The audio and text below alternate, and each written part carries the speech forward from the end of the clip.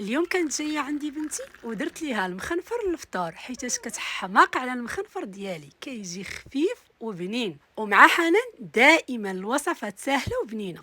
اول حاجه كنجيبو خلاط كهربائي، كنديرو فيه 2 كيسان ديال السميده رقاق و3 الكيسان ديال الفرينه. كنديرو معلقه كبيره ديال الخميرات العجينه، معلقه صغيره ديال الخميره ديال الحلويات، نديرو الملحه ونديرو معلقه ديال السكر و5 الكيسان ديال الماء.